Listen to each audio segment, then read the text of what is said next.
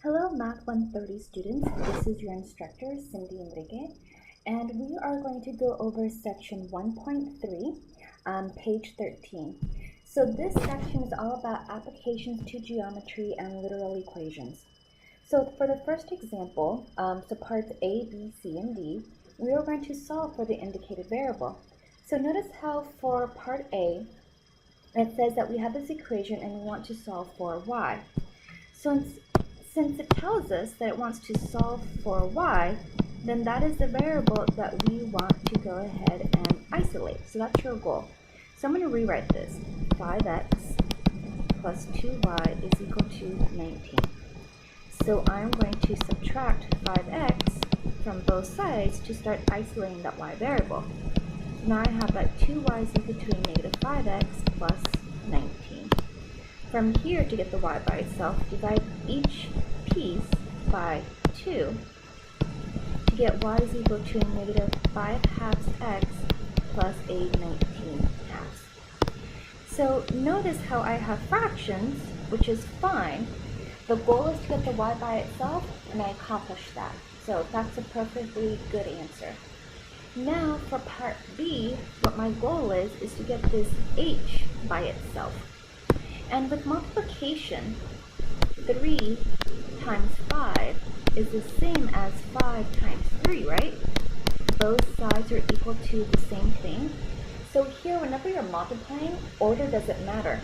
So I'm going to reorder this. I'm going to say this is V is equal to L times W times H. And the reason I do that is since I want the H by itself, then I can divide out by the L and the W. So now I have V divided by L times W is equal to my H. And now that H is isolated. Same thing for part C. For this problem, I want to get the H by itself. So I'm going to rewrite this. So A is equal to my 1/2 times my base times my height. So now here, because it's a fraction, what I want to do is multiply by the reciprocal. So any fraction multiplied by reciprocal cancels each other out. It turns into 1. So if I multiply by 2 on the opposite side, I end up getting 2a is equal to, and remember on this side it cancels each other out, the 1/2 and the reciprocal. So now I have a b times an h. So to get the h by itself, divide by b on both sides. So you can get that 2a divided by b is equal to your h value. And that's how it's going to work out. Now for part D, your goal is to get the w by itself. So if I have p is equal to 2l plus 2w, then you want to subtract the 2l first to get rid of it. So you have p minus 2l is equal to a positive 2w, and divide everything by 2. So now you're left with a p minus a 2l divided by 2 is equal to w. And this is a good answer, but now if they say to simplify,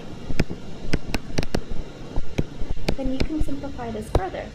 The way that you would simplify this further is to divide each piece by 2.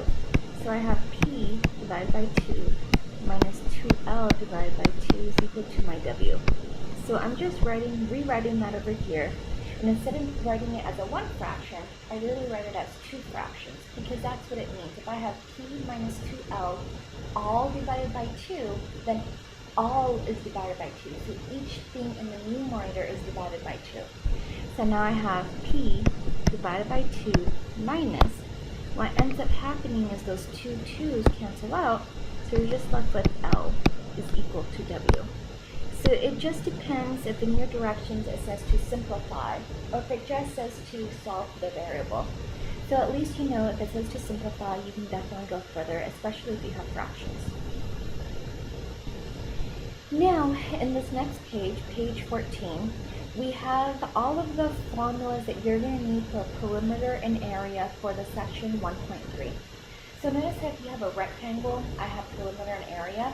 The perimeter of a rectangle is going to be 2w plus 2l. the area is going to be length times width, or better yet, W times L. The area of a triangle is going to be area is equal to base times height divided by 2. Another way to say this is that your area is equal to 1/2 base times height. That's usually how I write the area of a triangle, but it's the same as BH over 2. Another thing that you might want to understand is complementary angles. Whenever you have complementary angles, that means that two angles add up to 90, okay? Supplementary means that whenever you add up two angles, it adds up to 180 degrees. So it's almost like a straight line, right? So half a circle would be 180 degrees. The sum of the measures of the angles within a triangle is 180. That means if I add up all the angles inside of a triangle, they should all add up to 180. So this is something that we will definitely be using in the next example, the next couple of examples. And our terminology of the right triangle, that means it's a triangle with a 90-degree angle. That 90-degree angle is this little square. Whenever you see that little square in a triangle, it's telling you that you have 90 degrees, okay? Alright, so let's look at this first word problem. A triangular flag has an area of 493 square meters and a height of 17 meters. What is the length of the base? So what I'm going to do is first I'm going to draw my triangle. Oops, let's try that again.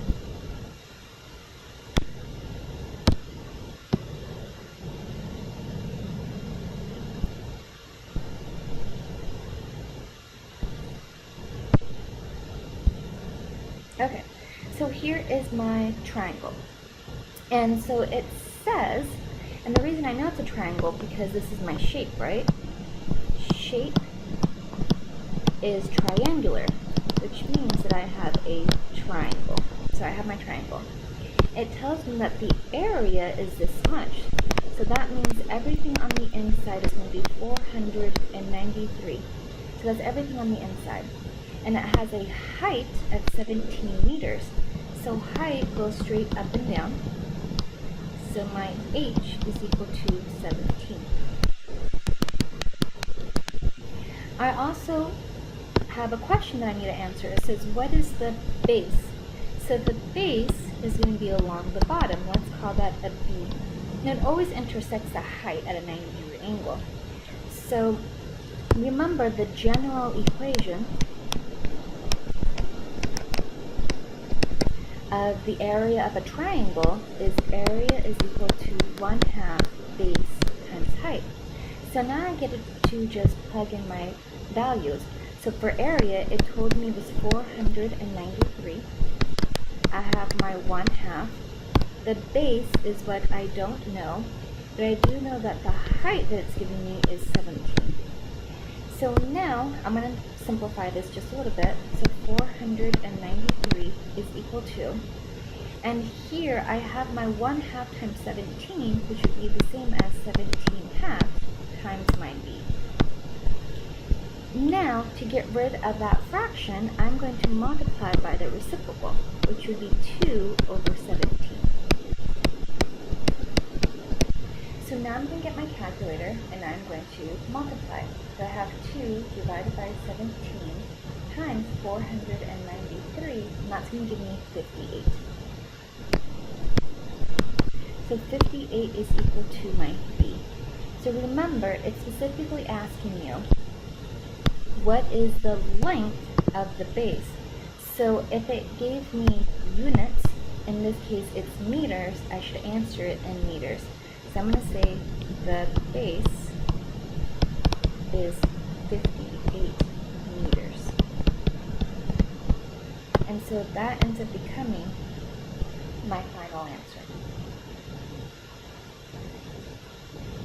And this is where my computer glitched out last time. So part B starts with example number 2. So just know that for section 1.3, I have a part A and a part B. The part B will pick up on example 2, page 15. If you guys have any questions, please feel free to email me. Thank you.